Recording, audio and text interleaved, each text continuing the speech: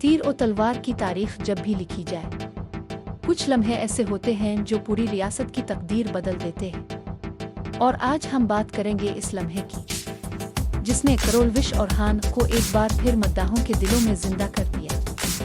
مداحوں کے دل ٹوٹ چکے تھے۔ پہلا ایپیسوڈ، دوسرا ایپیسوڈ، سب کو لگا کہ شاید یہ ڈرامہ اب پہلے جیسا نہیں رہا، لیکن پھر ایک ہی منظر نے سب بدل دیا۔ قبیلے کی واپسی، وہی میدان، وہی گھوڑے، وہی جھنڈے، اور دل دہلا دینے والی وہی آواز نہ، جیسے پیشانی پر جمی خاک کو پھر سے شان کی چمک مل گئی۔ یہ صرف ایک سین نہیں تھا، یہ ایک احساس تھا۔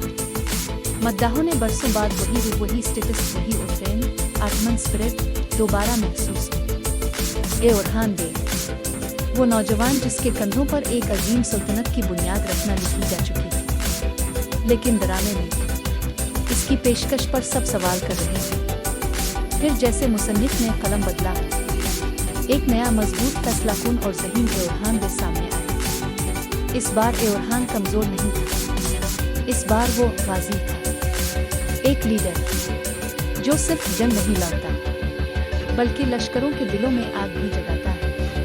اگر عثمانی تاریخ کو سمجھنا چاہتے ہیں تو ایک لفظ یاد رکھیں: بارسا۔ یہ وہ شہر ہے جس نے ترکوں کی تقدیر بدل دی، اور ڈرامہ اب اسی مقام تک پہنچنے والا ہے۔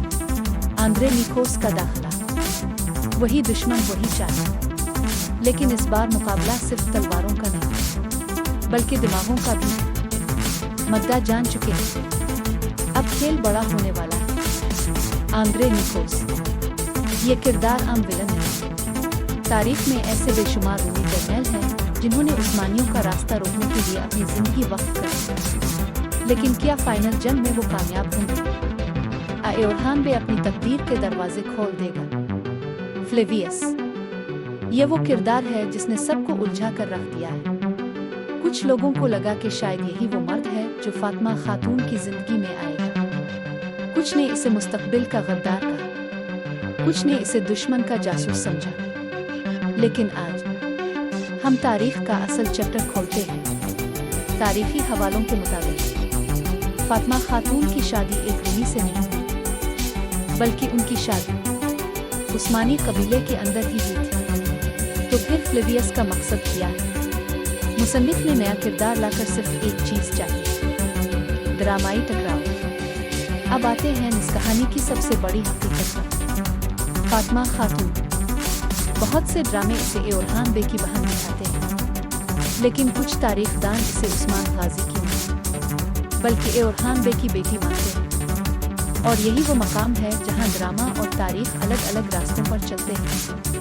اصل تاریخ میں فاطمہ خاتون نے کسی رومی یا بازنطین شخص سے شادی نہیں، بلکہ اس کی شادی عثمانیوں کے خاص خاندان کے ایک بہادر جنگجو سے ہوئی۔ لہٰذا فلیویس کا کوئی اور رومی محبت صرف ڈرامائی ہے۔ تاریخی حقیقت میں کرولوش اورہان کے آخری ایپیسوڈ نے ثابت کیا کہ مصنف نے سمت درست کر دی۔ کردار مضبوط، کہانی تیز، سیاست گہری، تاریخ سے جڑے اہم اشارے، جنگیں سینامیٹک، جذبات اوتھینٹک۔ یہی وہ فارمولا ہے جس نے عثمان کو کامیاب بنایا تھا، اور اب اورہان سیریز بھی اسی راستے پر ہے۔ مداح دو چیزیں چاہتے ہیں، اور اورہان نے ایک ہی ایپیسوڈ میں یہ دونوں چیزیں واپس دے دیں، چاہے وہ قبیلے کی واپسی ہو، اورہان کا غازی انداز، آندرے نیکوس کا خطرناک انٹری سین۔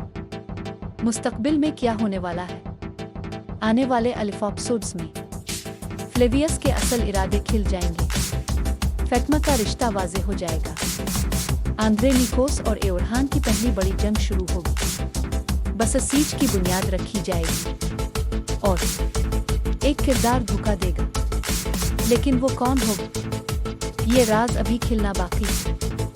آج کا سفر ہمیں ایک حقیقت دکھاتا ہے: تاریخ کبھی رکتی نہیں، اور جب کوئی قوم اپنی غلطیوں سے سیکھ کر اٹھتی ہے تو اس کی تقدیر بدل جایا کرتی ہے۔